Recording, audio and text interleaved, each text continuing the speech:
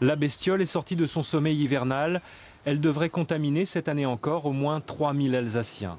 Les tiques sont porteuses de bactéries appelées Borrelie, qui provoquent des troubles articulaires et neurologiques.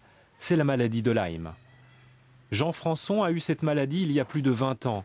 Il a été traité et considérait cet épisode comme terminé. Mais en 2010, après un infarctus, les symptômes sont revenus. Il est persuadé qu'il s'agit d'une résurgence.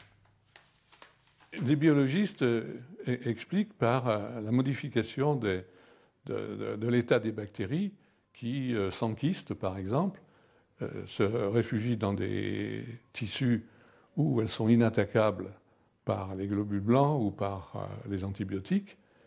Et elles peuvent vivre comme ça extrêmement longtemps. Et elles profitent d'une faiblesse du système immunitaire pour se développer. Jean Françon avait presque perdu l'usage de ses jambes. Depuis quelques mois, il est à nouveau traité pour la maladie de Lyme. Son état s'améliore. Pour lui, le test de dépistage ELISA des laboratoires Mérieux s'était pourtant révélé négatif. Un autre test, allemand celui-là, le Western Blot, était positif. Ce test allemand est pratiqué systématiquement dans ce laboratoire strasbourgeois en cas d'infection supposée à des borrélies. Ce n'est pas une démarche habituelle, mais le test français ELISA est ici jugé peu fiable.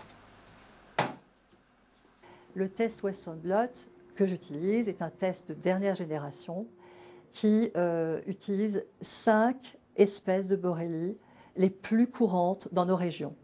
Donc on a le plus de chances possible de trouver les anticorps correspondants. Et par conséquent, on va avoir une réponse positive que le test ELISA va rendre négatif parce que malheureusement, il n'utilise pas les mêmes antigènes et par conséquent, il ne peut pas donner une réponse suffisamment complète. Analyse bien différente au nouvel hôpital civil de Strasbourg. Le test français est considéré comme fiable. Il n'y aurait aucune raison de le remettre en cause. Parce que le premier test ELISA vous détecte toutes les souches possibles de Borrelia. Il n'y a pas un test ELISA pour une souche et un autre test pour une autre souche. C'est global pour toutes les souches.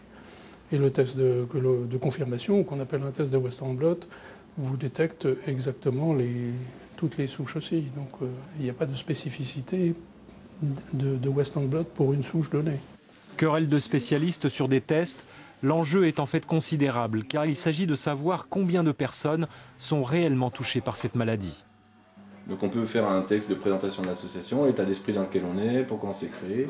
Réunion des membres fondateurs de l'association Lyme sans frontières, association très récente qui rassemble des malades et d'anciens malades. Pour eux, beaucoup trop de patients ne sont pas reconnus, les traitements ne conviennent pas toujours, la maladie de Lyme est sous-estimée.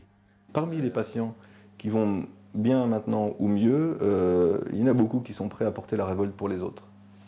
Voilà, donc beaucoup de gens parlent d'un scandale de santé publique. On est là-dedans, oui, clairement. Selon l'association, il y aurait peut-être 1 million de personnes touchées en France, beaucoup ignorant la source de leurs maux. La maladie de Lyme peut se soigner, mais mieux vaut ne pas l'attraper et vérifier après chaque balade dans la nature qu'aucune tique ne s'est accrochée sur la peau.